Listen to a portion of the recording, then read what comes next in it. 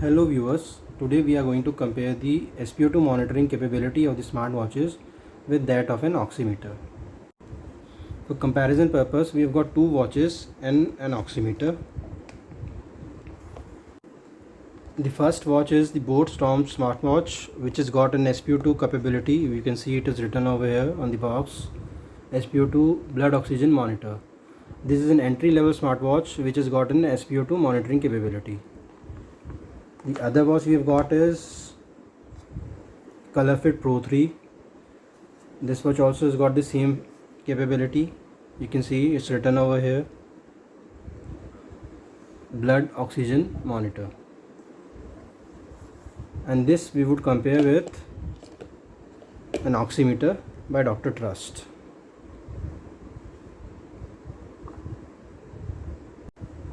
We already know this, that many of smartwatches nowadays have SpO2 monitor. We have picked only two watches. This one is a mid-level watch, and this one, as I've already told you, is an entry-level smartwatch which has got an SpO2 monitoring capability.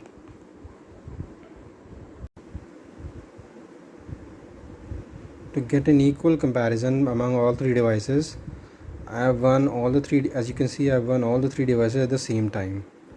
Now let us start all the three devices and notice the readings. Now let us start all the three devices and measure the SpO2 levels in each.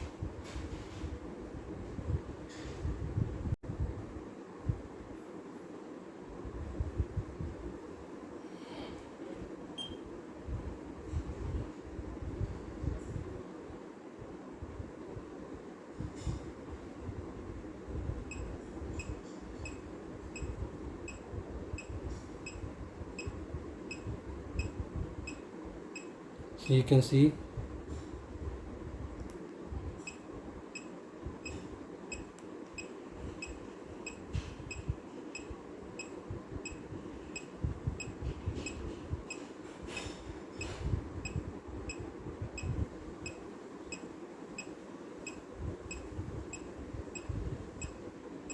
in the ColorFit watch and the device, it is 98% each. In the Boat watch, it is 99%. Now let me change the position of the watches.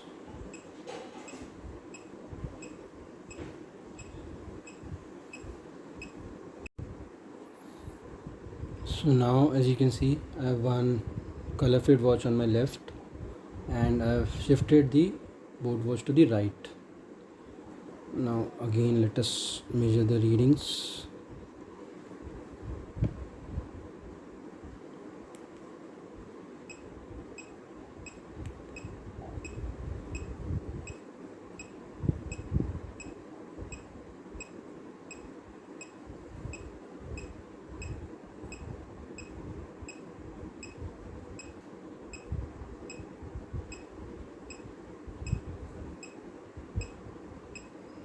The ColorFit watch says 97, Boat watch says 99, and the device oximeter says 98%. We'll have a final round.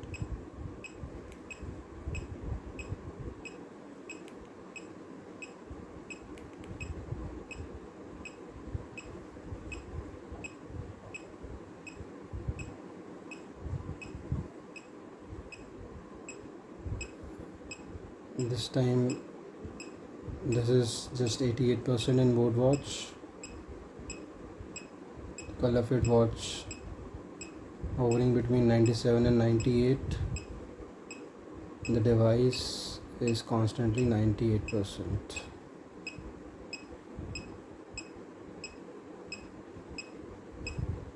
So I hope you must have got a fair idea about the readings we get in the watches and in the oximeters.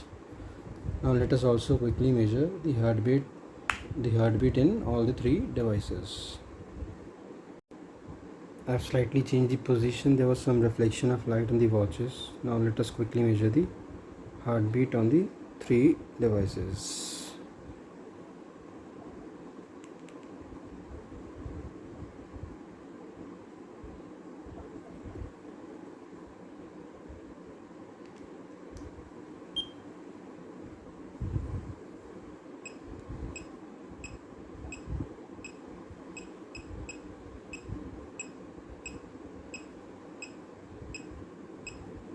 In the board watch it is 62. It's 88 beats per minute in oximeter, and it's around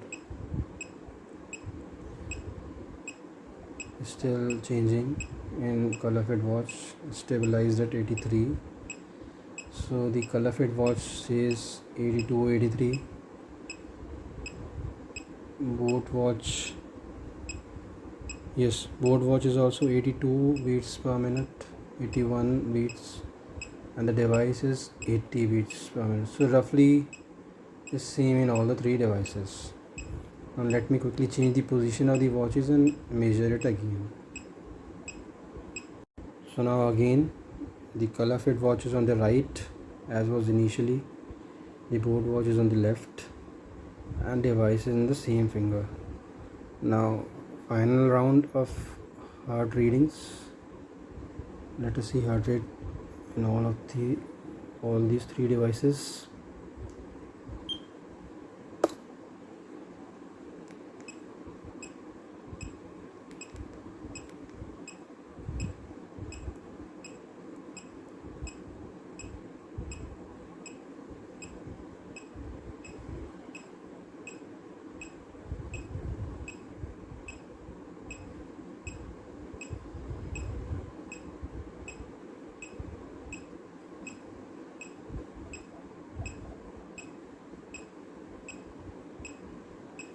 The boat watch is 79, 80. The device is 82, 80, and the boat watch is 80. Color fit watch is 79, 78, and the device is 76. Let us keep it stable for 30 seconds, around 30 seconds. Device is stable at 80. Both color fit watches 78, 80, and both watches